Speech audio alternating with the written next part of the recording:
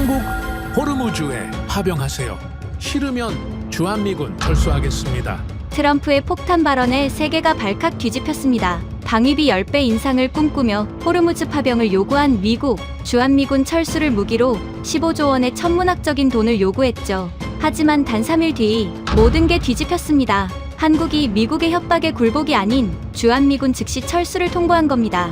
한국은 평택 기지의 전력과 통신망을 즉시 차단했고 한국의 반격에 패닉에 빠진 미국은 결국 한국의 고개를 숙였죠. 도대체 무슨 일이 벌어진 걸까요? 트럼프의 횡포를 무너뜨린 한국의 대역전극 지금 시작합니다.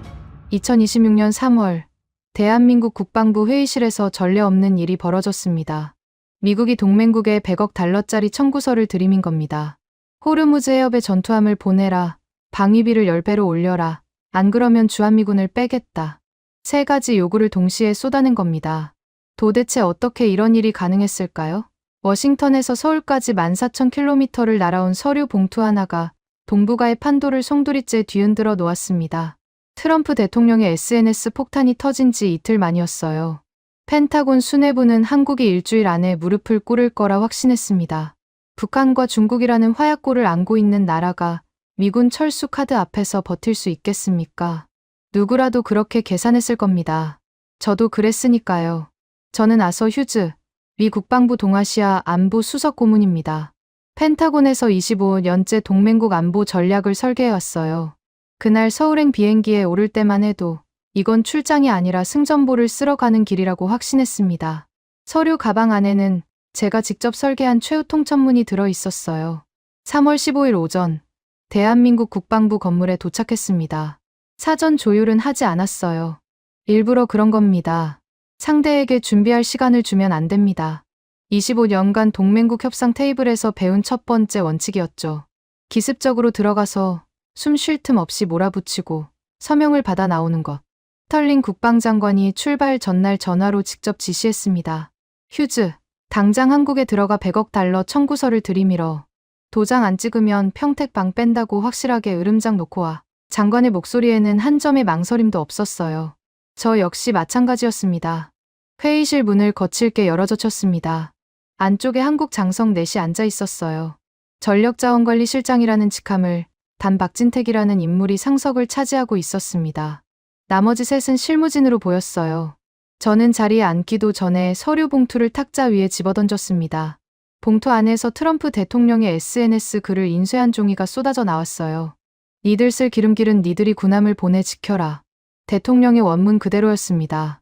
호르무즈 해협 상황은 알고 계시겠죠? 저는 의자를 끌어당기며 물었습니다. 대답을 기다릴 생각은 없었어요. 이란의 도발로 해협이 마비 직전이고 하루 2,700만 배럴이 오가는 원유. 수송로가 막히면 한국 경제가 가장 먼저 타격을 받는다는 건 이 방에 앉은 누구보다 제가 잘 알고 있었으니까요. 대통령께서 나토 동맹국뿐 아니라 아시아 5개국에도 전투함 파견을 요청하셨습니다. 한국은 당연히 포함이고요. 박진택 실장이 서류를 한 장 집어들었습니다. 읽는 건지 흐른 건지 알 수 없었어요. 표정에 아무런 변화가 없었습니다.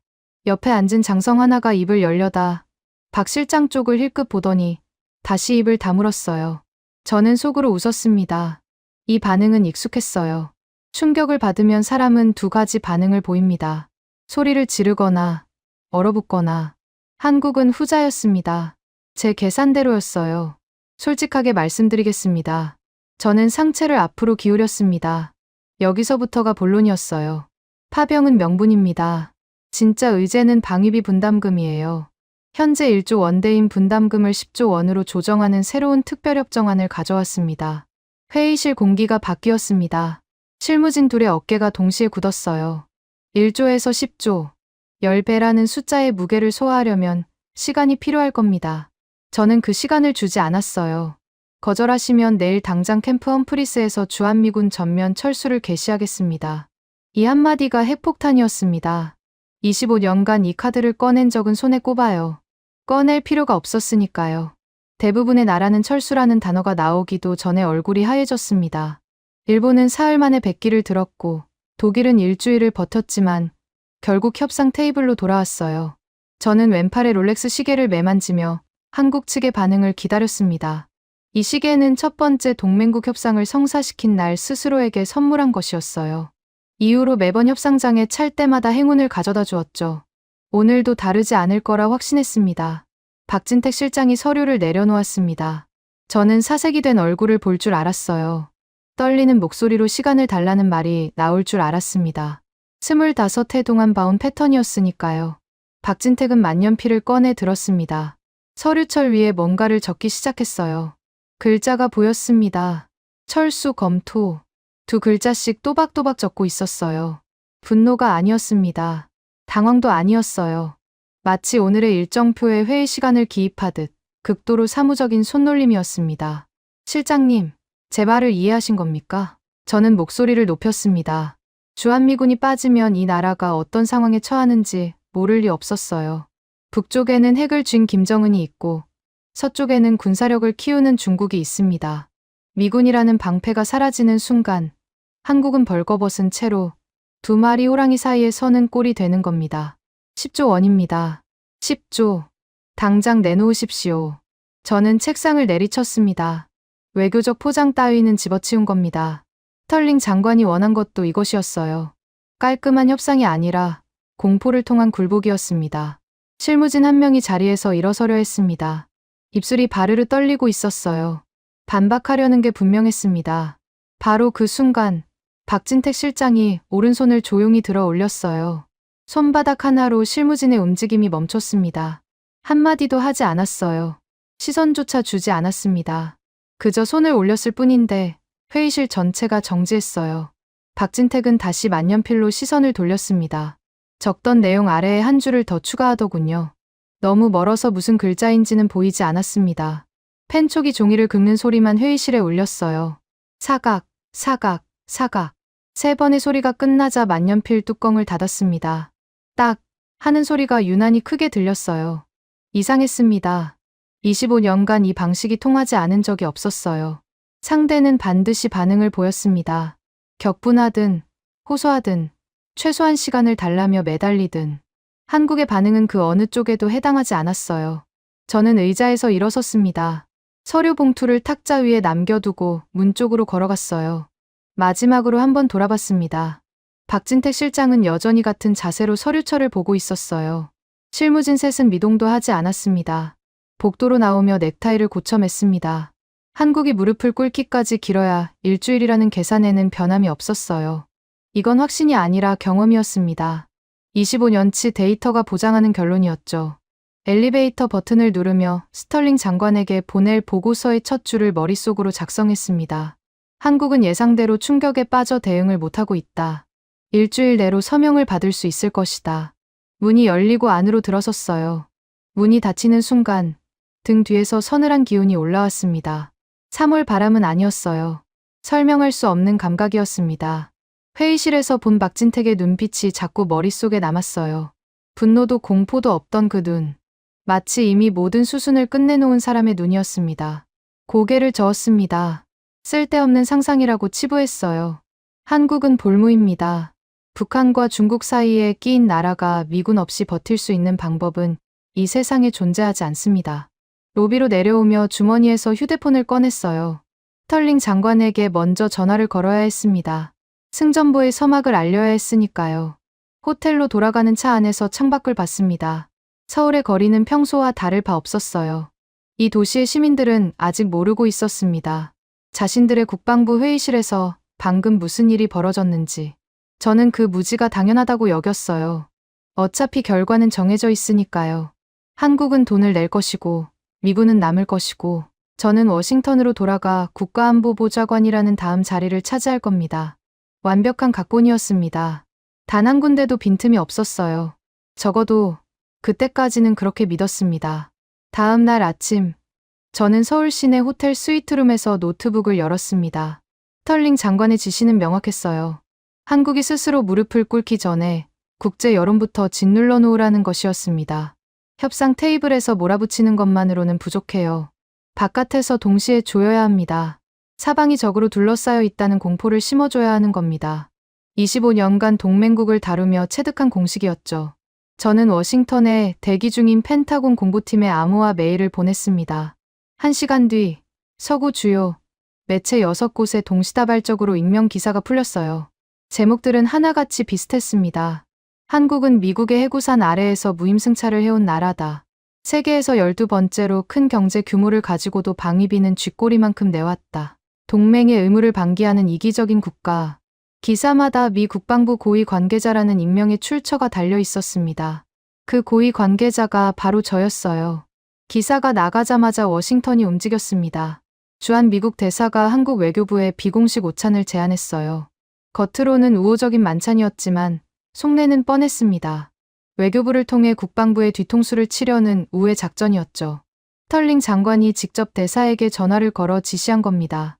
결과는 허탈했습니다. 한국 외교부는 오찬 일정을 전면 거절했어요. 이유는 단 한 줄이었습니다. 해당 사안은 국방부 소관입니다. 대사가 3번을 더 연락했지만 돌아온 답은 매번 같았어요. 국방부 소관, 국방부 소관, 국방부 소관. 마치 녹음된 메시지를 재생하는 것 같았습니다. 스털링 장관이 직접 나섰습니다. 워싱턴 시각 오후 2시 박진택 실장에게 직통 전화를 걸었어요.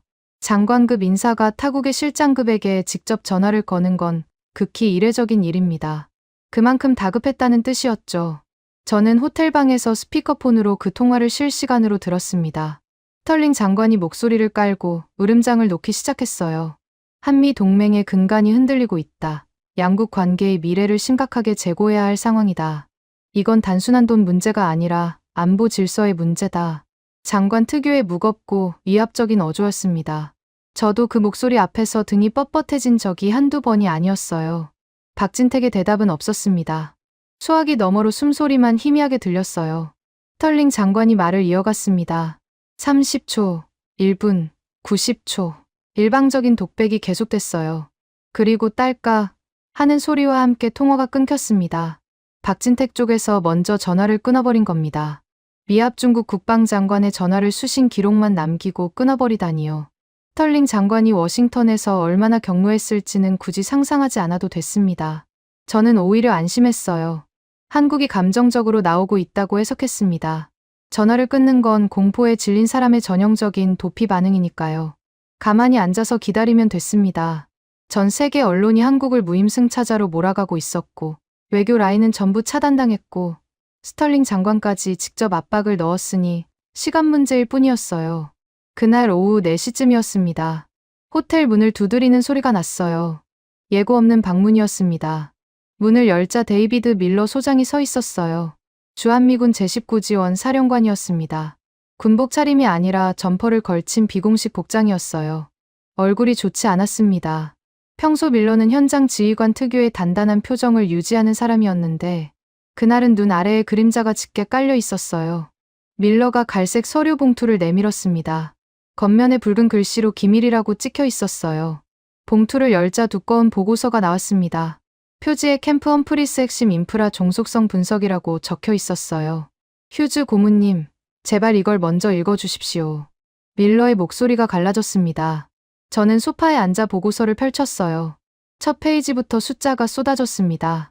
캠프 험프리스 건설비 15조 원. 그중 한국 측 부담 비율 92%. 기지 내 초고속 광통신망 설치 및 운용 주체, KT. 스마트 전력 그리드 관리 주체, 한국전력. 정수 및 차수 처리 시스템 통제 주체, 한국기업 컨소시엄. 험프리스의 심장부를 뛰게 하는 전력망과 광 케이블의 마스터 코드는 우리가 아니라 한국한전과 KT가 쥐고 있습니다. 제발 그들을 자극하지 마십시오.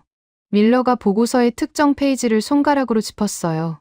기지 내부 네트워크 구성도가 그려져 있었습니다. 붉은색으로 표시된 구간이 전체의 80%를 넘었어요. 붉은색은 한국 측 통제 영역이라는 뜻이었습니다. 저는 보고서를 덮었습니다. 밀러의 얼굴을 정면으로 봤어요. 밀러 소장, 현장에 너무 오래 있으면 시야가 좁아지는 법이오. 저는 일부러 천천히 말했습니다. 한국이 미군 기지의 전기를 끊겠다고. 그게 가능하다고 생각합니까? 그 순간 한미 동맹은 끝이에요. 북한이 남침하면 누가 막습니까? 한국이 스스로 제 발등을 찍을 리가 없습니다. 밀러의 입술이 꿈틀거렸어요. 뭔가 더 말하려는 기색이었습니다. 저는 손을 들어 제지했어요.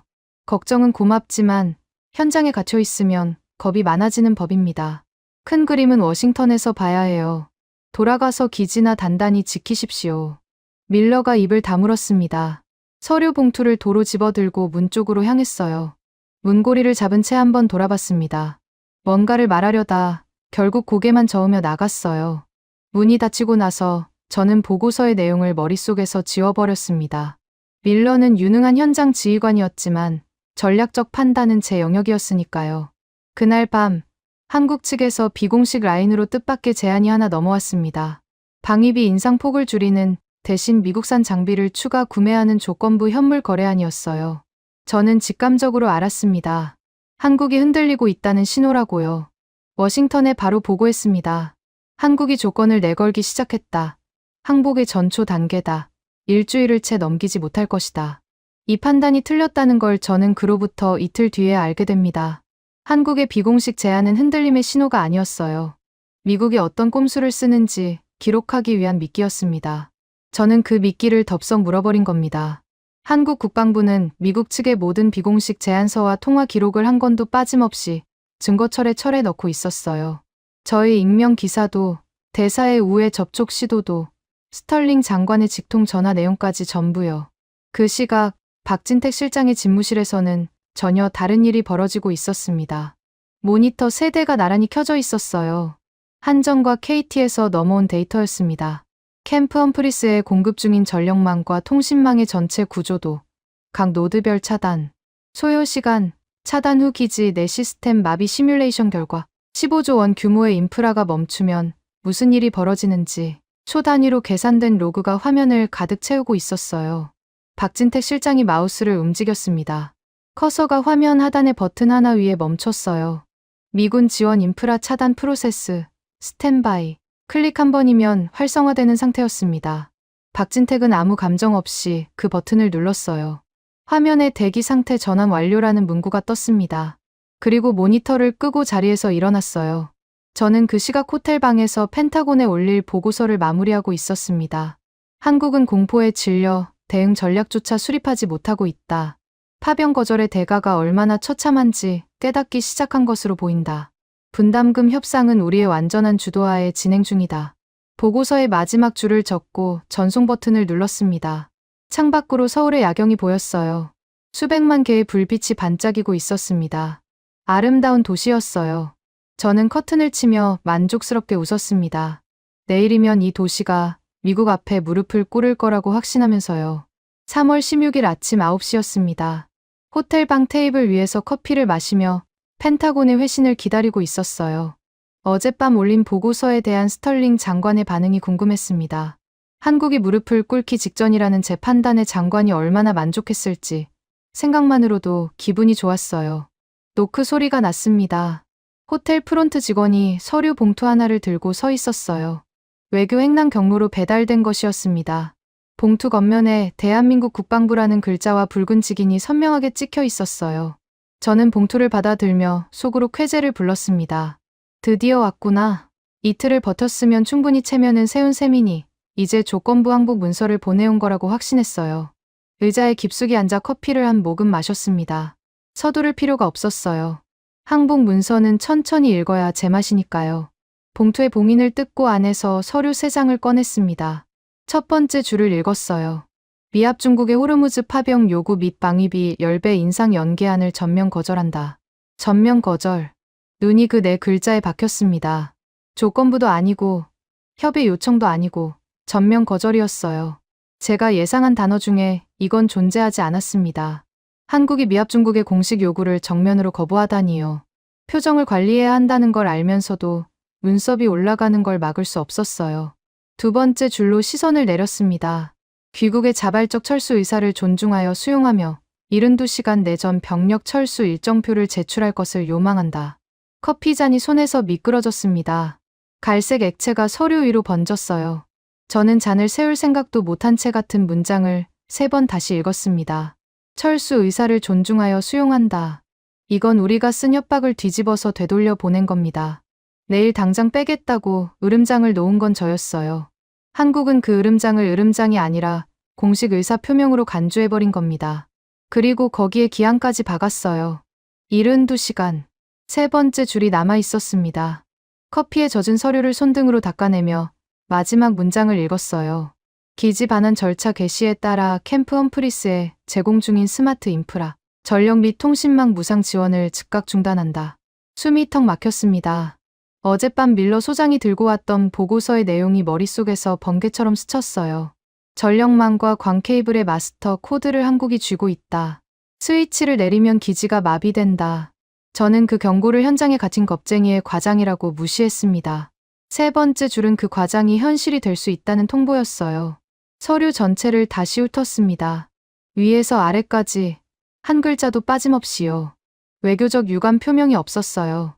추후 협의를 희망한다는 여지도 없었습니다. 양국 우호 관계의 중요성을 감안하여 같은 의례적 문구 하나 들어있지 않았어요. 철저히 건조한 법적 효력만 지닌 공문이었습니다. 마치 계약 위반에 대한 통지서를 발송하듯 감정이 완벽히 배제된 문서였어요. 손이 떨렸습니다. 인정하기 싫었지만 사실이었어요. 서류를 쥔 손가락 끝이 미세하게 흔들리고 있었습니다. 이건 항복 문서가 아니었어요. 역공이었습니다. 그것도 제가 전혀 예상하지 못한 방향에서 날아온 역공이었어요. 거의 같은 시각 워싱턴에서도 동일한 봉투가 열리고 있었습니다. 스털링 장관의 비서가 급히 집무실 문을 두드렸고 장관은 조찬 일정을 취소한 채 서류를 읽었어요. 30초 뒤 제 호텔 방 전화가 울렸습니다. 휴즈, 이게 뭐냐? 스털링 장관의 목소리는 제가 25년간 들어본 것 중 가장 낮고 위험한 톤이었어요. 분노를 넘어선 어떤 것이었습니다. 장관님, 저도 방금 확인했습니다. 한국이 철수를 수용하겠다는 공문을 보내왔습니다. 72시간 내 철수 일정표를 내라는 요구와 함께 인프라 무상 지원 중단을 통보해왔습니다. 그걸 보고라고 하는 거야? 어젯밤 내 보고서에는 한국이 겁에 질려 꼼짝 못하고 있다고 썼잖아. 공포에 질린 나라가 이런 문서를 보내? 대답할 말이 없었습니다. 어젯밤 제가 올린 보고서의 모든 문장이 이 서류 3장 앞에서 산산조각 나고 있었어요. 당장 한국 측에 전화해. 이 미친 짓을 즉각 철회시켜. 1시간 안에 결과를 보고해. 통화가 끊겼습니다. 저는 서류를 내려놓고 심호흡을 했어요. 괜찮다. 아직 수습할 수 있다고 스스로를 다독였습니다. 이건 한국의 허세일 수 있어요. 진짜로 미군을 내보낼 배짱이 있는 나라는 이 세상에 없습니다. 분명 협상의 일환으로 던진 고도의 블러핑일 겁니다. 박진택 실장의 직통 번호를 눌렀습니다. 신호음이 3번 울리고 연결됐어요. 박 실장님, 아서 휴즈입니다. 오늘 아침 보내신 공문에 대해 긴급히 논의할 사항이 있습니다. 양측 모두 감정적으로 대응한 부분이 있었다고 생각합니다. 냉정하게 재논의할 의향이 있으신지 여쭙고 싶습니다. 저는 최대한 차분한 어조를 유지했어요. 어제 회의실에서 서류를 집어던졌던 사람과는 완전히 다른 목소리였습니다. 수화기 너머로 짧은 침묵이 흘렀어요. 휴즈 고문님, 박진택의 목소리가 들렸습니다. 어제 회의실에서와 똑같은 체온이 느껴지지 않는 목소리였어요. 공문에 기재된 내용은 절차에 따라 이행될 뿐입니다. 그게 끝이었습니다. 추가 설명도, 여지도, 협상의 문도 없었어요. 전화가 끊겼습니다. 신호음이 귓속에서 울렸어요. 저는 수화기를 내려놓고 서류를 다시 집어들었습니다. 3번째 줄의 마지막 단어에 시선이 멈췄어요. 즉각 중단. 이 2글자가 갑자기 전혀 다른 무게로 다가왔습니다. 데드라인을 계산했어요. 공문 발송 시점이 오늘 아침 9시이고 72시간이면 3월 18일이 아니라 그보다 하루 이른 3월 17일이었습니다. 공문을 다시 읽었어요. 발송 기준 시점이 어제 오후 3시로 찍혀 있었습니다.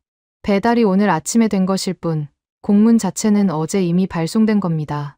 72시간의 기한은 내일 3월 17일 오후 3시에 끝나요. 등에 식은땀이 흘렀습니다. 한국은 어제 제가 회의실에서 서류를 집어던지고 나간 직후에 이미 이 공문을 발송한 겁니다. 제가 호텔로 돌아가 승전보를 작성하고 여론전을 펼치고 스털링 장관에게 한국이 겁에 질렸다고 보고하는 동안 한국은 이미 카운터펀치를 날려놓고 있었어요. 어젯밤 호텔 방에서 내려다본 서울의 야경이 떠올랐습니다. 수백만 개의 불빛이 반짝이던 아름다운 도시. 저는 그 불빛 아래에서 한국이 무릎을 꿇을 날만 세고 있었어요. 같은 시각, 같은 불빛 아래에서 박진택은 제 목줄에 매듭을 짓고 있었던 겁니다. 서류를 테이블에 내려놓았습니다. 커피 얼룩이 번진 첫 번째 줄이 눈에 들어왔어요. 전면 거절. 갈색 얼룩 사이로 그 4글자가 더 선명하게 보였습니다. 전화기를 들어 스털링 장관에게 보고해야 했어요. 한국이 블러핑이 아닐 수 있다고, 상황이 제 예측과 다르게 흘러가고 있다고 말해야 했습니다. 수화기를 들었다가 다시 내려놓았어요. 그 말을 꺼내는 순간 25년간 쌓아온 모든 것이 무너질 수 있었습니다. 국가안보보좌관이라는 다음 자리도, 펜타곤에서의 입지도, 전부요. 저는 다시 수화기를 들었습니다. 스털링 장관의 번호를 눌렀어요. 신호음이 울리는 동안 머릿속에서 문장을 골랐습니다. 장관님, 한국이 예상보다 강경하게 나오고 있습니다만 이건 전형적인 초반 허세입니다. 데드라인이 다가오면 반드시 무너질 겁니다. 제가 직접 현장에서 수습하겠습니다. 전화가 연결됐어요. 저는 준비한 문장을 또박또박 읊었습니다. 장관의 대답은 짧았어요. 휴즈, 72시간이 아니라 4시간이야. 내일 오후 3시까지 이걸 뒤집지 못하면 내 경력은 끝이다. 통화가 끊겼습니다. 저는 창밖을 봤어요. 서울의 하늘이 잔뜩 흐려 있었습니다. 테이블 위에는 커피에 젖은 서류 3장이 놓여 있었어요.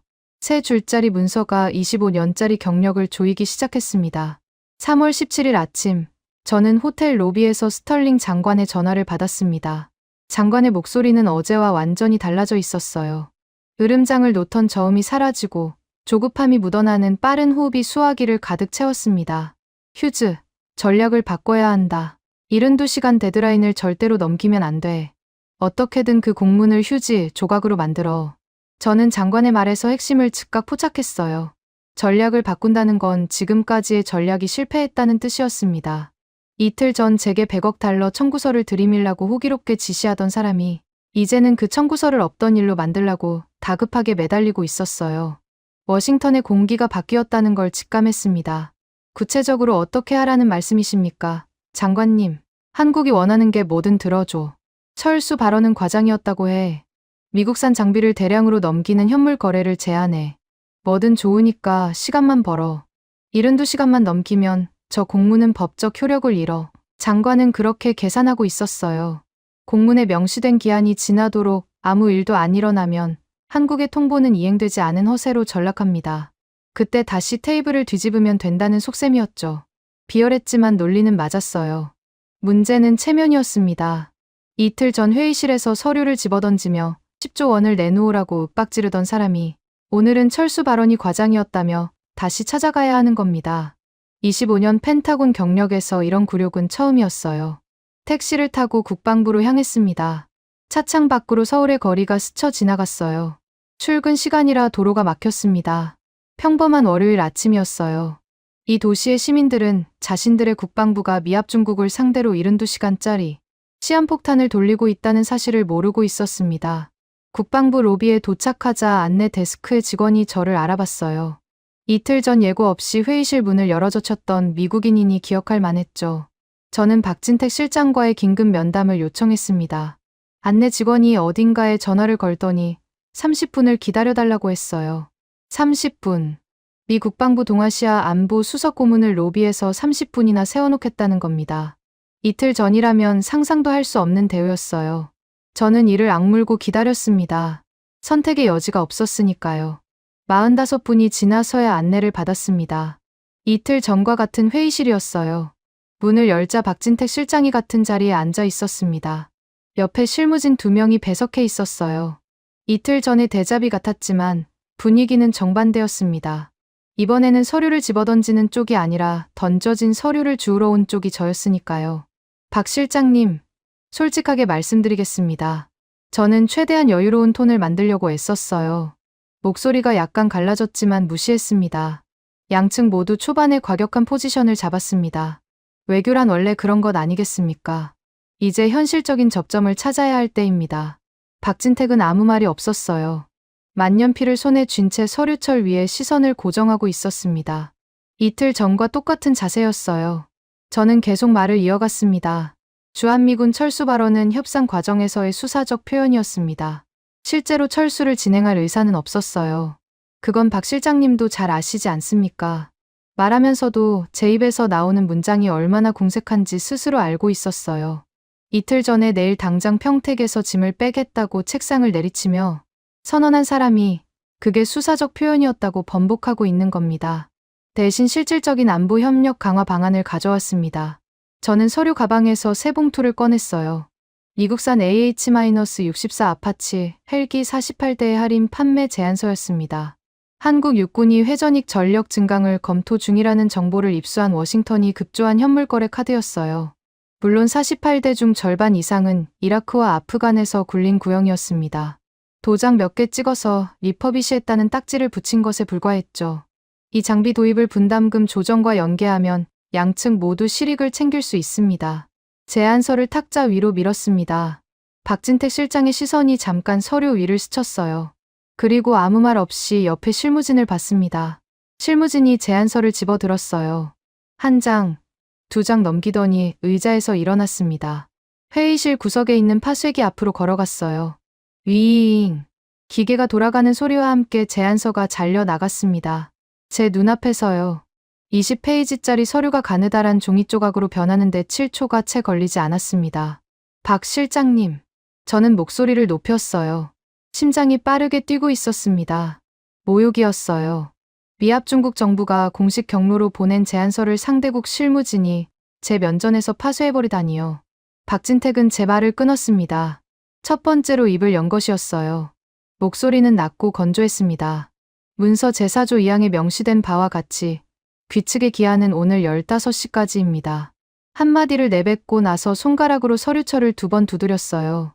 똑, 똑. 그리고 시선을 벽에 걸린 시계로 돌렸습니다. 분침이 11시를 가리키고 있었어요. 데드라인까지 4시간 남았습니다. 저는 전략을 바꿨어요. 현물 거래가 통하지 않는다면 금액을 깎는 수밖에 없었습니다. 10조 원은 재조정이 가능합니다. 10년 분할 납부로 하면 연간 1조 원이에요. 현재 분담금 수준과 큰 차이가 없지 않습니까? 이건 합리적인 절충안입니다.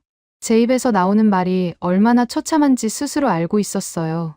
이틀 전에 당장 10조를 내놓으라며 책상을 내리쳤던 사람이 분할 납부를 제안하며 매달리고 있는 겁니다. 스털링 장관이 이 모습을 본다면 즉각 경질당할 것이었어요. 박진택은 시계에서 눈을 떼지 않았습니다. 제 말이 공기 중으로 흩어지는 걸 가만히 두고 있었어요. 저는 회의실을 나와 복도에서 휴대폰을 꺼냈습니다. 주한 미국 대사에게 전화를 걸었어요. 대사는 이미 워싱턴의 지시를 받은 상태였습니다. 한국 외교부의 비공식 핫라인을 돌려 국방부를 우회하라는 명령이었죠. 대사가 외교부 장관에게 직접 전화를 걸었습니다. 연결이 됐어요. 대사가 말을 꺼내자마자 한국 외교부 장관의 목소리가 수화기를 잘랐습니다. 국방부 발송 공문의 절차와 기한에 귀속됩니다. 통화가 끊겼어요. 대사가 제게 다시 전화를 걸어왔을 때 목소리가 떨리고 있었습니다. 외교부, 청와대, 국가안보실, 미국 대사관이 돌릴 수 있는 모든 라인에 전화를 걸었지만 돌아온 답은 전부 같았다고 했어요. 국방부 공문대로, 국방부 공문대로, 국방부 공문대로. 한국 정부 전체가 하나의 목소리로 통일되어 있었습니다. 저는 다시 회의실로 들어갔습니다. 박진택 실장이 여전히 같은 자리에 앉아 있었어요. 시계는 12시 45분을 가리키고 있었습니다. 데드라인까지 2시간 15분. 박 실장님, 기한을 이틀만 연장해 주십시오. 워싱턴과 재협의할 시간이 필요합니다. 저는 거의 애원에 가까운 톤으로 말했어요. 25년 경력에서 이런 목소리를 낸 적은 단 한 번도 없었습니다. 박진택이 처음으로 제 눈을 정면으로 봤어요. 감정이 없었습니다. 분노도 경멸도 동정도 없는 행정 처리를 수행하는 공무원의 눈이었어요. 기한 연장 권한은 공문 발송 주체에게 있으며 연장 사유가 충족되지 않았습니다. 제가 다시 입을 열려는 순간 회의실 문이 열렸습니다. 군복을 입은 헌병 2명이 들어왔어요. 데드라인 전 외부인 출입 통제 구역입니다. 동행해 주시기 바랍니다. 헌병의 목소리는 정중했지만 단호했습니다. 저는 자리에서 일어설 수밖에 없었어요. 회의실을 나서며 마지막으로 돌아봤습니다. 박진택은 이미 다른 서류를 펼쳐놓고 만년필을 움직이고 있었어요. 제가 방금까지 앉아있던 의자에는 관심조차 주지 않았습니다. 복도를 걸으며 시계를 봤습니다. 오후 1시 10분. 데드라인까지 1시간 50분. 엘리베이터 안에서 이마에 땀을 닦았어요. 셔츠 등판이 완전히 젖어 있었습니다. 롤렉스 시계의 유리면에 형광등 불빛이 반사됐어요. 이 시계가 행운을 가져다 준다고 믿었던 25년의 미신이 얼마나 우스꽝스러운지 처음으로 깨달았습니다. 로비로 내려와 유리문을 밀고 밖으로 나왔어요. 3월의 바람이 얼굴을 때렸습니다. 대한민국 국방부 건물이 등 뒤에 서 있었어요. 저는 그 건물의 무게를 등으로 느꼈습니다. 이틀 전에는 이 건물이 제가 정복할 영토였어요. 지금은 제가 쫓겨난 성벽이었습니다. 데드라인 2시간 전이었습니다. 저는 국방부 건물 밖에서 쫓겨나온 채 택시도 잡지 못하고 서 있었어요. 휴대폰이 울렸습니다. 스털링 장관이었어요. 시간이 없다. 다시 들어가. 장관의 목소리에는 명령이 아니라 공포가 실려 있었습니다. 워싱턴에서도 사태의 심각성을 뒤늦게 깨달은 겁니다. 저는 다시 국방부 로비로 걸어 들어갔어요. 안내 데스크 직원에게 긴급 면담을 다시 요청했습니다. 통화를 하더니 3층 회의실로 안내해 주었어요. 아까와 같은 방이었습니다. 문을 열자 풍경이 달라져 있었습니다. 박진택 실장 옆에 처음 보는 인물이 앉아 있었어요. 50대 중반으로 보이는 남자였습니다. 은퇴 안경을 쓰고 있었고 앞에 두꺼운 바인더를 펼쳐놓고 있었어요. 바인더의 두께가 제 손바닥 폭보다 넓었습니다. 표지에 한미안보협정 부속서라는 글자가 보였어요. 박진택이 손짓으로 그 인물을 소개했습니다. 윤기현 법무담당관입니다. 법무담당관. 그 직함을 듣는 순간 목 뒤가 뻣뻣해졌어요. 협상 테이블에 변호사가 나온다는 건 상대가 더 이상 외교적 해결 의지가 없다는 뜻입니다. 법적 절차로 넘어가겠다는 선언이나 마찬가지였어요. 저는 자리에 앉으며 최대한 여유로운 표정을 만들었습니다. 아직 1시간 50분이 남아 있었어요. 시간을 벌면 됩니다. 데드라인만 넘기면 이 공문은 이행되지 않은 빈 종이가 됩니다. 스털링 장관의 전략은 명확했어요. 어떤 수단을 써서든 15시를 넘겨라. 기한 연장에 대해 다시 논의하고 싶습니다. 미합 중국 정부는 양국 관계의 중요성을 감안하여 일시적 유예에 합의할 준비가 되어 있습니다. 저는 양복 안주머니에서 접어놓은 서류를 꺼냈어요. 출발 전 호텔에서 급히 작성한 기한 연장 및 일시 유예 합의서였습니다. 한국 측 대표가 서명만 하면 데드라인이 무효화되는 구조로 짜놓았어요. 서명란을 미리 표시해둔 볼펜까지 함께 탁자 위에 올렸습니다. 여기에 서명해 주시면 양측이 냉정하게 재협의할 시간을 확보할 수 있습니다. 저는 서류를 박진택 쪽으로 밀었어요. 박진택은 서류를 거들떠보지도 않았습니다. 대신 옆에 앉은 윤기현이 조용히 안경을 고쳤으며 바인더의 특정 페이지를 펼쳤어요. 손가락이 정확한 위치에서 멈췄습니다. 수백 번은 읽었을 페이지를 찾아가는 손놀림이었어요. 휴즈 고문님. 윤기현이 처음으로 입을 열었습니다. 목소리가 낮고 또렷했어요. 박진택의 건조함과는 결이 달랐습니다. 차갑다기보다는 정밀했어요. 외과의사가 메스를 잡기 전에 환자에게 시술 과정을 설명하는 어조와 비슷했습니다. 귀측이 이틀 전부터 진행하신 일련의 행위를 정리해드리겠습니다. 윤기현이 바인더 옆에 놓인 얇은 서류철을 집어들었어요. 제가 뿌린 익명 기사 6건의 출력물이 시간순으로 정리되어 있었습니다. 주한 미국 대사의 비공식 오찬 제한 기록, 스털링 장관의 직통 전화 수신 로그, 어제 제가 들고 왔던 아파치 헬기 현물 거래, 제안서의 파쇄 전 사본까지 전부 날짜와 시각이 기재되어 있었어요. 사전 협의 없는 일방적 방위비 인상 요구, 철수를 수단으로 한 강압, 비인가 경로를 통한 현물 거래 시도. 이 세 가지는 한미안보협정 제3조 성실 이행 의무의 명백한 위반에 해당합니다. 윤기현의 목소리에는 비난의 감정이 전혀 없었어요. 사실을 나열하고 있을 뿐이었습니다. 그 무감정이 오히려 더 서늘했어요. 잠깐만요. 저는 손을 들어 말을 끊었습니다. 협정 위반 여부는 양측의 법률 자문단이 공동으로 검토해야 할 사안입니다. 현장에서 일방적으로 판단할 문제가 아닙니다. 윤기현이 바인더를 한 페이지 더 넘겼어요. 동작이 느리고 정확했습니다. 물론 양측 공동 검토가 원칙입니다. 문제는 귀측의 행위가 단순한 협정 위반에 그치지 않는다는 점입니다. 윤기현이 바인더에서 한 장을 빼내어 탁자 위로 밀었어요. 노란색 형광펜으로 특정 조항이 표시되어 있었습니다. 안보협정 부속서 제8조, 특혜 연동 페널티 조항입니다. 저는 서류를 집어들었어요. 작은 활자가 빼곡하게 들어찬 페이지였습니다. 형광펜이 칠해진 부분을 읽었어요. 미합 중국의 일방적 동맹 의무 훼손 및 철수 통보 시 평택 기지에 제공되던 인프라 사용료 50% 감면 특혜는 영구 박탈되며 과거 10년치 할인액이 징벌적 정상가로 즉각 소급 청구된다. 글자가 눈에 들어오는데 머리가 그 의미를 처리하지 못했습니다. 한 번 더 읽었어요. 세 번째 읽고 나서야 심장이 쿵하고 내려앉았습니다. 지난 10년간 한국이 캠프 험프리스에 제공해온 전력과 통신 인프라, 15조 원 규모의 시설을 절반 가격으로 지원해왔다는 건 알고 있었어요. 미군 입장에서는 엄청난 혜택이었죠. 그 50% 할인이 영구히 사라지는 것만으로도 치명적인데 과거 10년치를 정상가로 소급 청구한다는 겁니다. 머릿속에서 숫자가 돌아갔어요. 매년 수천억 원의 할인액이 10년이면 수조 원이 됩니다. 그 금액이 한꺼번에 청구서로 날아오는 겁니다. 이 조항은 효력이 없습니다. 저는 반사적으로 내뱉었어요. 목소리가 떨리지 않도록 턱에 힘을 주었습니다. 부속서 조항은 본 협정의 하위 규범이며 양측 비준 없이는 독자적 법적 구속력을 갖지 않습니다. 법대를 나온 적 없는 제가 급조한 반박이었어요. 논리가 허술하다는 걸 말하면서도 알고 있었습니다. 윤기현의 표정에 미세한 변화도 없었어요. 마치 이 반박이 나올 것을 미리 알고 있었다는 듯이 바인더에서 또 한 장을 빼내 밀었습니다. 국제사법재판소 공증기록 사본이었어요. 오른쪽 하단에 서명이 2개 있었습니다. 한국 측 서명 옆에 미국 측 서명이 나란히 찍혀 있었어요. 서명한 사람의 이름을 확인하는 순간 등에서 땀이 흘렀습니다. 4년 전 제 전임자가 직접 서명한 문서였어요.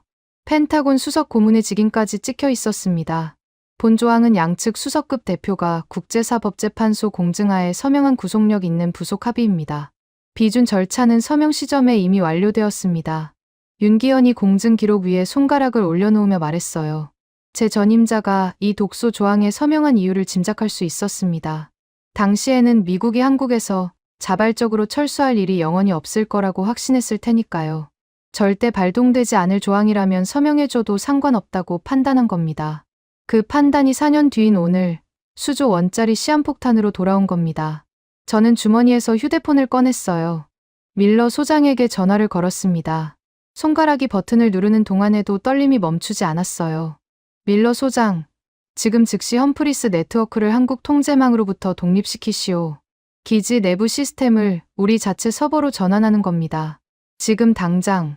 수화기 너머로 밀러의 숨소리가 거칠게 들렸어요. 고문님, 불가능합니다. 밀러의 목소리는 절망에 가까웠습니다. 한국 기술진이 1시간 전부터 메인 서버를 물리적으로 락 걸어버렸습니다. 하드웨어 수준의 잠금이에요. 소프트웨어로 우회할 수가 없습니다. 서버실 자체에 접근이 차단됐어요. 1시간 전, 제가 로비에서 30분을 기다리고 회의실에서 기한 연장을 구걸하고 있던 바로 그 시각에 한국의 기술자들은 이미 험프리스의 심장부에 자물쇠를 채우고 있었던 겁니다. 제가 시간을 벌려고 발버둥 치는 동안 한국은 시간을 벌 필요조차 없었어요. 이미 모든 준비를 끝내놓았으니까요. 전화를 끊고 윤기현을 봤습니다. 윤기현은 벽에 시계를 올려다보고 있었어요. 오후 2시 45분. 데드라인까지 15분이었습니다. 윤기현이 시계에서 시선을 내려 제 눈을 봤어요. 비인가 현물 거래로 시간을 지연시키셨습니까? 목소리에 비난이 없었습니다. 확인하는 어조였어요. 사실 여부를 묻는 것이 아니라 기록을 위해 한 번 더 명시하는 절차적 발화였습니다. 안타깝지만 규정에 따라 15시 경과시 전력과 통신망 지원은 예외 없이 자동 차단됩니다. 윤기현이 바인더를 닫았습니다. 딱 하는 소리가 회의실에 울렸어요. 이틀 전 박진택이 만년필 뚜껑을 닫았을 때와 같은 종류의 소리였습니다. 무언가가 영구적으로 종결되는 소리였어요. 저는 의자에 앉은 채 움직일 수 없었습니다. 다리에 힘이 빠져 있었어요. 입술이 말라붙어 있었습니다. 맞은편에 앉은 2사람, 박진택과 윤기현은 이미 다음 서류를 펼치고 있었어요. 저라는 존재가 이 방에서 더 이상 의미를 갖지 않는다는 사실이 어떤 모욕보다 분명하게 전해졌습니다. 시계의 분침이 움직였어요. 오후 2시 50분. 10분 남았습니다. 저는 자리에서 일어섰어요. 아무도 저를 보지 않았습니다. 문을 열고 복도로 나왔어요. 형광등 불빛이 유난히 밝았습니다. 복도 끝 창문 너머로 서울의 하늘이 보였어요. 회색 구름 사이로 햇빛 한 줄기가 비치고 있었습니다. 주머니에서 휴대폰을 꺼내 시간을 확인했어요. 오후 2시 53분. 7분. 스털링 장관에게 전화를 걸어야 했습니다. 데드라인을 넘기지 못했다고, 한국이 진짜라고, 험프리스가 위험하다고 보고해야 했어요. 수화기를 들었지만 번호를 누르지 못했습니다. 이 전화를 거는 순간 25년이 끝난다는 걸 알고 있었으니까요. 오후 2시 59분이었습니다. 저는 국방부 건물 밖으로 나와 택시를 잡았어요. 호텔로 돌아가야 했습니다. 데드라인까지 1분. 택시 뒷좌석에 앉아 휴대폰 화면을 봤어요. 숫자가 15시 00분으로 바뀌는 순간을 저는 서울 시내 도로 한복판에서 맞았습니다. 아무 일도 일어나지 않았어요. 택시 라디오에서 오후 뉴스가 흘러나왔고 창밖으로는 버스가 지나갔고 신호등이 초록으로 바뀌었습니다. 서울은 평소와 다를 바 없었어요. 저는 혹시 한국이 결국 실행에 옮기지 못한 건 아닌가 하는 기대를 품었습니다. 데드라인을 선언하는 것과 실제로 스위치를 내리는 것은 완전히 다른 차원의 결정이니까요.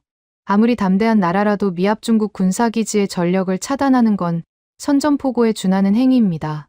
그 버튼을 실제로 누를 배짱이 있는 인간이 이 세상에 얼마나 되겠습니까? 호텔에 도착해 방 문을 열었어요. 노트북을 펼쳐 험프리스 기지 내부망 상태를 확인하려 했습니다. 로그인 화면이 떴어요. 비밀번호를 입력했습니다. 접속 거부. 다시 입력했어요. 접속 거부. 세 번째 시도에서 화면에 뜬 문구가 달라졌습니다. 네트워크 연결 없음. 심장이 멈추는 것 같았어요. 노트북을 닫고 휴대폰으로 펜타곤 내부 보안망에 접속을 시도했습니다. 동일한 결과였어요. 군사 암호화 통신 앱을 열었습니다. 서버 응답 없음. 미 국방부 동아시아 안보 수석 고문인 저의 모든 보안 통신 경로가 동시에 차단되어 있었어요. 손이 떨렸습니다. 일반 전화로 밀러 소장에게 연락했어요. 연결음이 12번 울리고 나서야 밀러의 목소리가 들렸습니다. 그 목소리를 듣는 순간 제 기대가 얼마나 허무한 것이었는지 단박에 알았어요. 고문님. 밀러의 목소리는 사람의 것이 아니었습니다. 숨이 끊어질 듯 헐떡이고 있었어요. 배경에서 사이렌 소리와 군화 소리가 뒤섞여 들렸습니다. 15시 정각에 전부 꺼졌습니다. 전부요. 밀러가 말을 이었어요. 한전 통제실에서 스마트 그리드 메인 스위치를 내렸습니다. 동시에 KT가 프리미엄 광통신망을 차단했어요. 기지 전체가 죽었습니다. 저는 침대 가장자리에 주저앉았어요. 다리에 힘이 없었습니다. 밀러에게 상황을 구체적으로 보고하라고 지시했어요. 명령이라기보다는 간청에 가까운 어조였습니다. 밀러가 전한 상황은 이랬습니다. 15시 정각, 험프리스 기지 지휘통제실. CP탱고에서 수석 인프라 엔지니어 윌리엄 헤이즈가 모니터를 보고 있었어요. 카운트다운이 끝나는 순간, 작전 통제실 모니터 100여 대가 동시에 검은 화면으로 바뀌었습니다. NOS이라는 흰 글자만 떠 있었어요. 헤이즈가 즉각 비상 재부팅을 시도했지만 시스템 자체가 응답하지 않았습니다. 한국 측 메인 서버가 물리적으로 전원이 차단된 상태에서는 재부팅할 대상 자체가 존재하지 않았어요. 위성은요? 펜타곤 군사 위성으로 통제권을 회수할 수 있지 않습니까? 저는 다급하게 물었어요. 미군은 전 세계 어디서든 본토 위성을 통해 통신을 유지할 수 있습니다. 한국이 지상 케이블을 끊어도 하늘에 떠 있는 위성까지 건드릴 수는 없으니까요. 밀러의 대답이 제 마지막 희망을 부쉈습니다. 시도했습니다. 헤이즈 엔지니어가 위성 연동을 3차례 시도했어요. 전부 튕겨 나갔습니다. 험프리스의 위성 통신 게이트웨이도 한국 측 광 케이블 허브를 경유하는 구조였어요. 광 케이블이 물리적으로 절단된 상태에서는 위성 신호를 수신할 안테나, 제어 자체가 불가능합니다. 물리적 광 케이블 컷오프. 이 6글자가 머릿속에서 울렸어요. 소프트웨어가 아니라 하드웨어를 끊어버린 겁니다. 해킹이나 시스템 오류라면 복구할 수 있어요. 코드를 고치고, 백업을 돌리고, 우회 경로를 찾으면 됩니다. 물리적 절단은 다릅니다. 케이블을 뽑아버리면 아무리 뛰어난 엔지니어라도 그 케이블을 다시 꽂지 않는 한 방법이 없어요. 한국은 가장 원시적이면서 가장 확실한 방법을 선택한 겁니다. 비상발전기는 가동했습니까? 연료 밸브 제어 코드가 한국 기술자들에게 있었습니다. 기술자들이 14시 30분에 전원 기지를 떠났어요. 발전기가 돌아가질 않습니다. 14시 30분이면 데드라인 30분 전이었어요. 제가 회의실에서 윤기현의 바인더를 마주하고 있던 바로 그 시각에 한국 기술자들은 이미 현장을 정리하고 기지 밖으로 걸어 나가고 있었던 겁니다. 모든 게 미리 계획된 수순이었어요. 화장실도 안 됩니다. 밀러의 목소리가 한 톤 더 낮아졌어요. 상하수도 시스템이 스마트 그리드에 연동되어 있었습니다. 전력이 끊기니까 하수 펌프가 멈췄어요.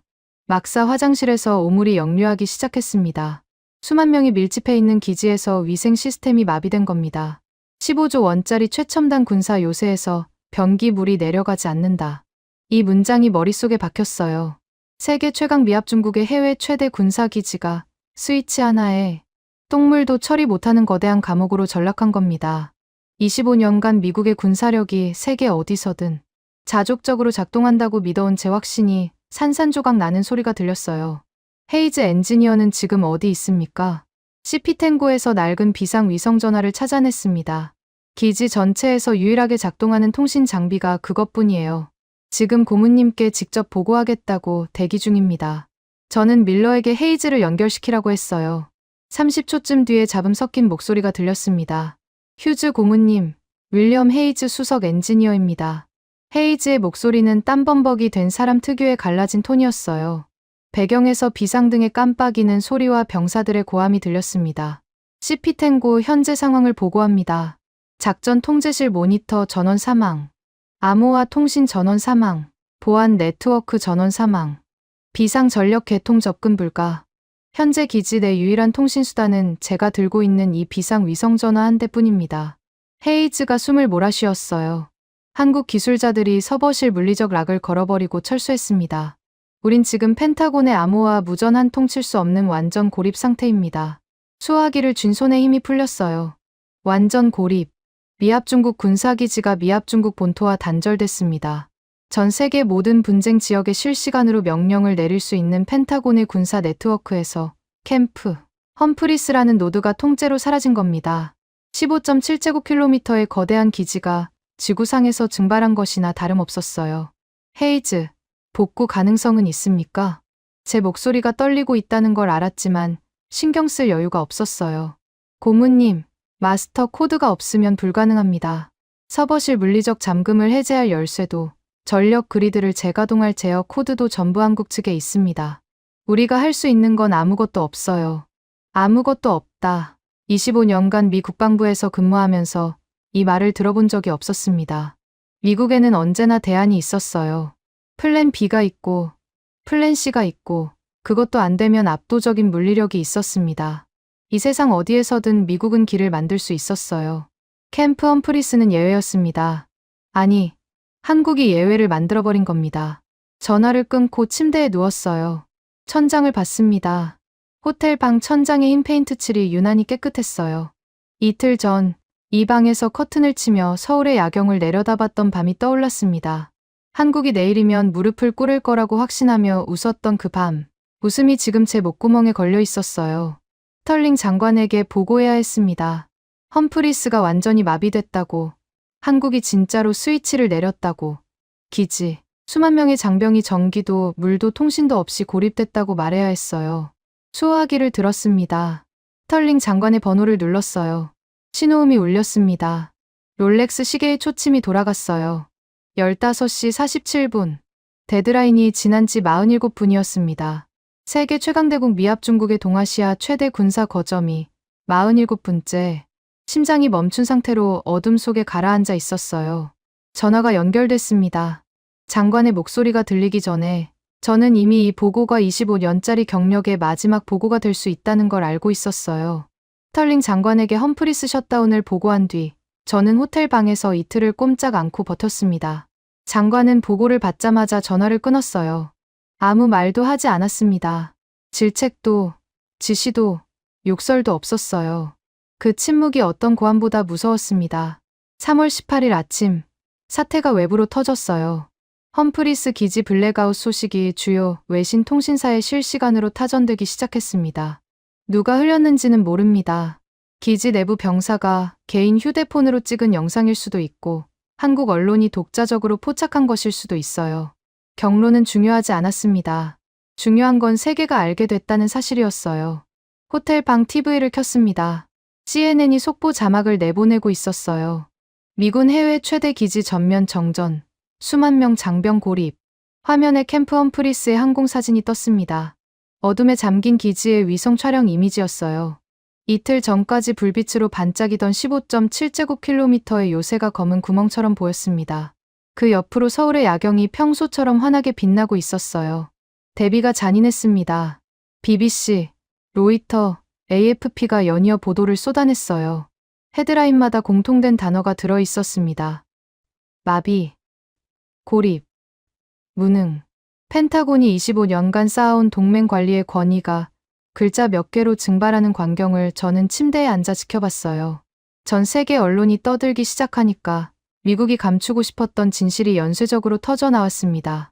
험프리스의 인프라가 100% 한국 의존이었다는 사실, 건설비 15조 원 중 92%를 한국이 부담했다는 사실, 전력과 통신과 상하수도의 제어권이 전부 한국 기업에 있었다는 사실, 25년간 펜타곤이 의회와 국민에게 감춰온 치부가 전 세계 뉴스 데스크 위에 날 것으로 펼쳐졌어요. 그날 오후 첫 번째 연쇄 반응이 터졌습니다. 유럽이었어요. 바르샤바에서 긴급 기자회견이 열렸습니다. 폴란드 국방부 군비청장 마렉 카민스키가 단상에 섰어요. 화면 속 카민스키는 키가 크고 어깨가 넓은 사람이었습니다. 군인 출신 특유의 고든 자세로 마이크 앞에 서더니 준비한 성명서를 읽지 않았어요. 종이를 접어 주머니에 넣고 카메라를 정면으로 봤습니다. 미국산 패트리어트 방공망 도입안을 전면 백지화한다는 선언이었어요. 20억 달러 규모의 계약이었습니다. 폴란드가 3년간 준비해온 국방 현대화의 핵심 사업이 한 문장으로 취소된 겁니다. 카민스키는 거기서 멈추지 않았어요. 미국산 무기 도입을 위해 폴란드 의회가 제정한 특별법까지 긴급 폐기 절차에 들어갔다고 발표했습니다. 법률을 바꿔가면서까지 미국 무기를 사려던 나라가 법률을 바꿔가면서 미국 무기를 거부하겠다는 선언이었어요. 그리고 카민스키가 펜 하나를 들어 올렸습니다. 대한민국 국방부와의 K방산 긴급 도입 계약서에 서명하는 장면이 생중계됐어요. K9 자주포, 천무 다연장 로켓, 탄약 패키지, 향후 5년치 생산 물량을 선입금 일시불로 확보하는 파격 조건이었습니다. 카민스키가 서명을 마치고 펜을 내려놓으며 말했어요. 미국이 되도 않는 갑질로 100억 달러 장난을 치는 사이 우리가 한국의 첨단 방산 라인 향후 5년치를 통째로 낚아챘습니다. TV 화면 속 카민스키의 입가에 미소가 번졌어요. 승리자의 미소였습니다. 미국이 한국을 상대로 삽질하는 동안 폴란드는 어부지리로 세계 최고 수준의 무기 생산 라인을 독점해버린 겁니다. 저는 리모컨을 쥔 채 화면을 멍하니 봤어요. 폴란드는 시작에 불과했습니다. 카민스키의 회견이 끝나기도 전에 연쇄 도미노가 시작됐어요. 루마니아 국방부가 미국산 장갑차 도입 계약의 재검토를 선언했습니다. 사우디아라비아가 한국 국방부의 K9 자주포 직도입 문의를 공식 접수했어요. 2시간 뒤에는 체코와 노르웨이가 나란히 미국의 FMS 통제를 벗어나 한국과의 독자 방산 채널을 개설하겠다고 발표했습니다. 그리고 진짜 충격이 왔어요. 영국과 프랑스였습니다. 호르무즈 해협 파병을 미국에게 강요받던 바로 그 두 나라가 미국을 완전히 배제한 채 한국과 유럽, 독자 해군 연합을 선언한 겁니다. 호르무즈에 보낼 함대를 한국 해군과 공동으로 편성하겠다는 내용이었어요. 미국이 껴들 자리가 없었습니다. 이건 단순한 무기 거래의 변동이 아니었어요. 전후 80년간 미국이 쥐고 있던 글로벌 군수 시장의 지배 구조가 송두리째 뒤흔들리고 있었습니다.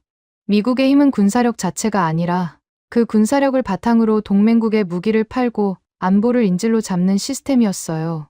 한국이 그 시스템의 균열을 만들었고 전 세계가 그 틈으로 쏟아져 나오고 있었습니다. 그날 저녁 스티븐 클라크라는 이름이 제 세계를 한 번 더 뒤흔들었어요. 워싱턴 군사 전문 매체 디펜스 리포트의 수석 특파원이었습니다. 클라크가 쓴 특종 기사의 제목이 소셜 미디어를 도배했어요. 멈춰버린 15조 원짜리 미군 기지와 증발한 27조 달러. 진정한 동북아의 주인은 누구인가? 기사를 읽었습니다.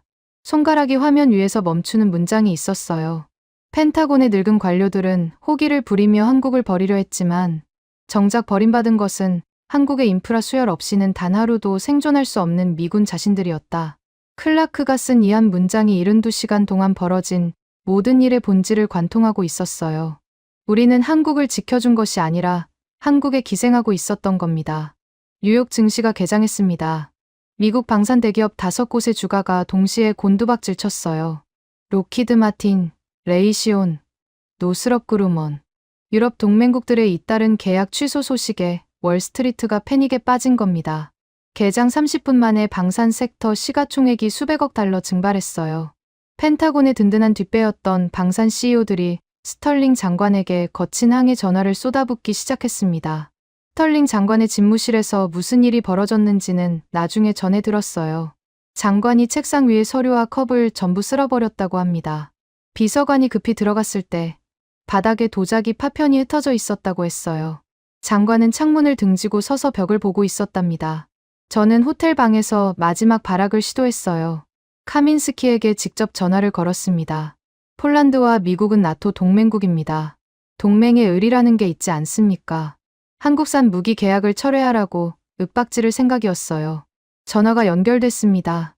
카민스키의 목소리가 들렸어요. 예상외로 차분했습니다. 휴즈 고문님이시군요. 무슨 용건이십니까? 카민스키 청장, 오늘 발표하신 계약건에 대해 재고를 요청합니다. 폴란드와 미국은 나토 핵심 동맹국이며 양국의 방산 협력은 유럽 안보의 근간입니다. 수화기 너머로 카민스키의 웃음소리가 들렸어요. 비웃음이 아니었습니다. 진심으로 즐거워하는 웃음이었어요. 그 웃음이 어떤 욕보다 모욕적이었습니다. 휴즈 고문님, 우리는 3년간 패트리어트 납기를 기다렸습니다. 3번 연기됐어요. 3번째 연기 사유가 뭐였는지 아십니까? 호르무즈 파병 물량 우선 배정이었습니다. 귀국이 동맹국의 방패를 중동에 갖다 버리는 동안 우리 동부 국경은 벌거벗고 있었어요. 카민스키의 목소리에서 웃음기가 사라졌어요. 우린 더 이상 호구가 아닙니다. 전화가 끊겼습니다. 신호음이 울렸어요. 저는 수화기를 내려놓고 창밖을 봤습니다. 서울의 야경이 보였어요. 나흘 전에도 같은 풍경을 봤습니다. 그때는 정복할 도시의 불빛이었어요. 지금은 제 경력의 잔해를 비추는 조명이었습니다. 노트북 화면으로 시선을 돌렸어요. 펜타곤 상황판 데이터가 갱신되고 있었습니다. 글로벌 방산 시장 점유율 변동 그래프의 미국 영역이 붉은색으로 줄어들고 있었어요. 그 빈자리를 파란색이 채우고 있었습니다. 파란색은 한국이었어요. 수백억 달러의 무기 계약서와 동아시아의 안보 주도권이 72시간 만에 미국의 소나귀에서 증발했습니다. 그리고 그 72시간의 시작점에 서 있던 사람이 바로 저였어요. 아서 휴즈. 25년짜리 펜타곤 경력이 단 3줄짜리 한국 공문에 짓밟혀 가루가 되고 있었습니다. TV 화면에 새로운 속보가 떴어요. 백악관 대변인이 긴급 브리핑을 예고했습니다. 트럼프 대통령이 사태에 대한 공식 입장을 발표할 예정이라고 했어요.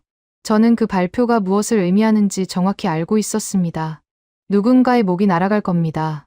스털링 장관인지 저인지 아니면 둘 다인지 그건 아직 몰랐어요. 3월 26일 워싱턴 DC의 새벽이었습니다. 서울에서 돌아온 지 나흘째였어요. 펜타곤 출입증은 이미 반납한 상태였습니다. 공식적으로는 자택 대기 명령이었지만 사실상 격리나 다름없어요. 동료들의 전화는 오지 않았고 25년간 쌓아온 인맥의 문자는 끊겼습니다. 워싱턴이라는 도시는 권력을 잃은 인간에게 놀라울 정도로 빠르게 등을 돌려요. 새벽 5시에 휴대폰 알림이 울렸습니다. 트럼프 대통령의 SNS 게시물이었어요. 화면을 켜고 글을 읽었습니다. 토마스 스털링은 무능하고 나약한 국방장관이었다. 한국 사태는 전적으로 그의 판단 실패다. 즉각 경질한다. 네 줄이었어요. 대통령이 현직 국방장관을 새벽 SNS 한 방으로 잘라버린 겁니다.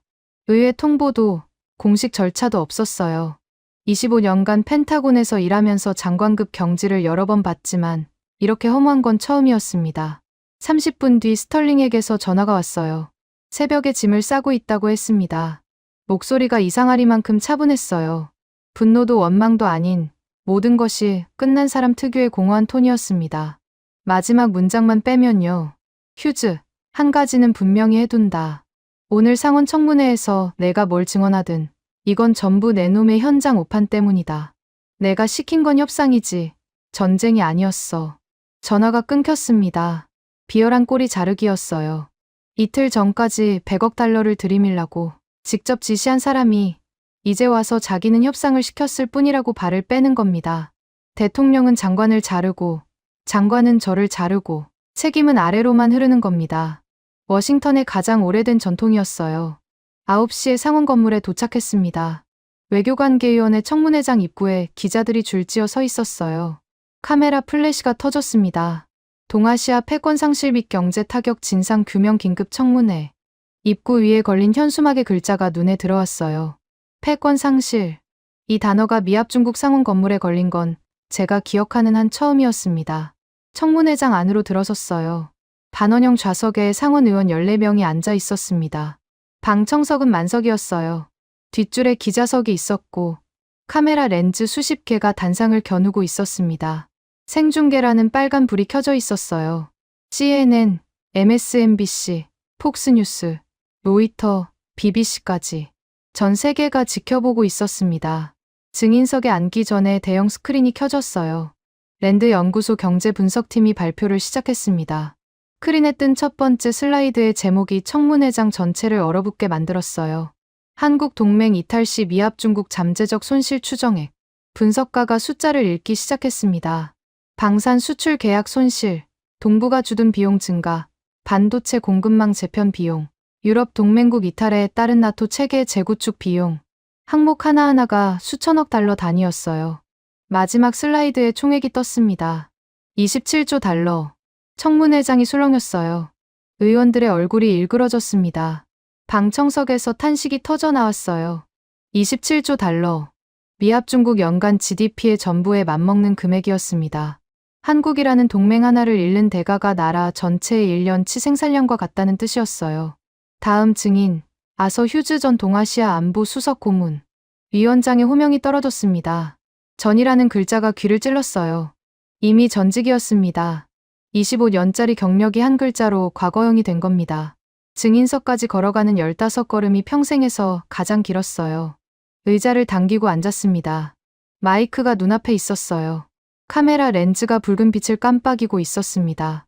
양복 안주머니에는 변명 서류를 넣어왔어요. 스털링 장관의 명령 기록, 백악관, 국가안보의 의사록 발췌본, 제가 매번 현장 상황을 보고했음을 증명하는 이메일 로그. 모든 책임을 윗선에 돌리기 위한 방패였습니다. 25년간 펜타곤에서 배운 생존술의 정수였어요. 위원장이 첫 번째 질문을 던졌습니다. 휴즈 고문, 당신은 한국이 일주일 안에 무릎을 꿇을 것이라고 보고했습니다. 한국의 치명적 약점을 쥐고 있다고 확신했다면서요. 그런데 왜 이렇게 무참히 당했습니까? 질문이 마이크를 통해 청문회장에 울렸어요. 저는 안주머니에 손을 넣었습니다. 변명 서류의 모서리가 손끝에 닿았어요. 이걸 꺼내서 읽으면 됩니다.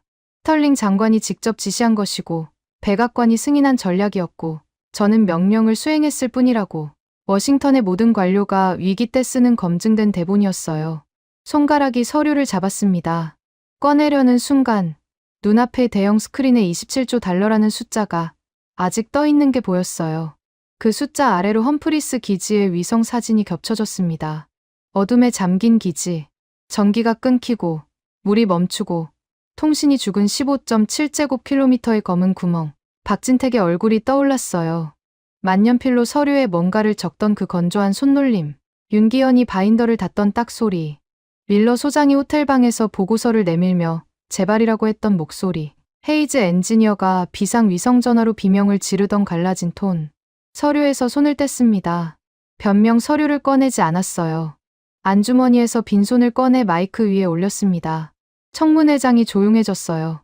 의원들이 제 입을 보고 있었습니다. 카메라 렌즈의 붉은 불빛이 깜빡거렸어요. 의원님들께 솔직하게 말씀드리겠습니다.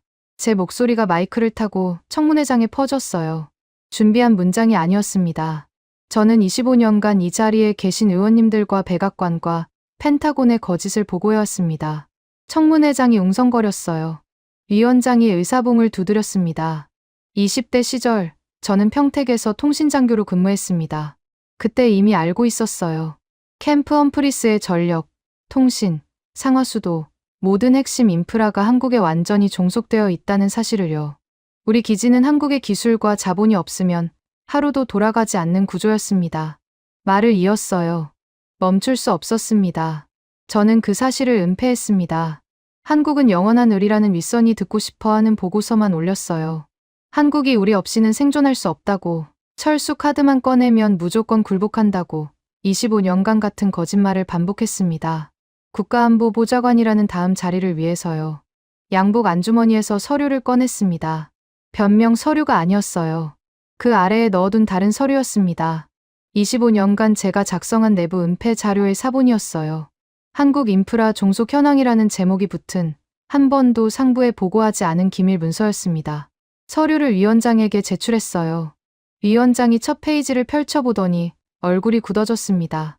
옆에 의원에게 넘기자 그 의원도 같은 표정을 지었어요. 이 자료에는 지난 20년간 미군이 한국의 자본과 기술에 어떻게 의존해왔는지가 전부 기록되어 있습니다. 저는 이 사실을 알면서도 숨겼고 그 위에 거짓 보고서를 쌓아 올렸습니다. 카메라 플래시가 연속으로 터졌어요. 청문회장이 소란스러워졌습니다. 위원장이 의사봉을 3번 내리쳤어요. 마지막 문장을 말해야 했습니다. 25년의 마침표가 될 문장이었어요.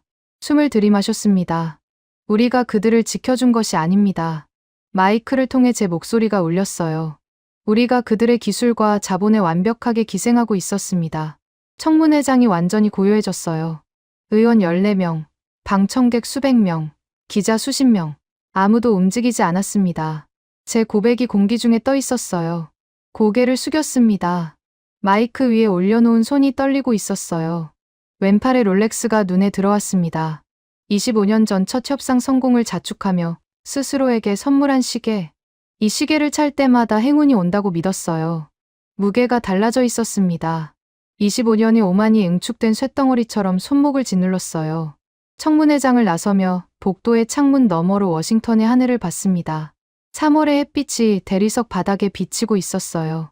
열흘 전 서울행 비행기에 올랐던 날도 이런 날씨였습니다. 승전보를 쓰러 간다며 서류 가방을 흔들었던 그 아침. 서류 가방 안에 최우통 천문은 지금 이 건물 어딘가에서 증거물로 분류되고 있을 겁니다. 건물 밖으로 나왔어요. 기자들이 달려왔지만 저는 아무 말도 하지 않았습니다. 택시를 잡아타고 창밖을 봤어요. 워싱턴의 거리가 스쳐 지나갔습니다. 펜타곤 건물이 멀어져 갔어요. 25년간 출근했던 그 건물이 백미러 속에서 점점 작아졌습니다. 손목에 롤렉스를 풀었어요. 손바닥 위에 올려놓고 한참을 봤습니다. 시계바늘이 여전히 똑딱거리고 있었어요. 시간은 멈추지 않았습니다. 시계를 양복 주머니 안에 넣었어요. 다시는 차지 않을 것 같았습니다. 지금까지 여러분의 영원한 말동무, 감동을 더하다 였습니다. 세계를 놀라게 한 대한민국. 다음 영상에서도 계속됩니다. 좋은 하루 되세요.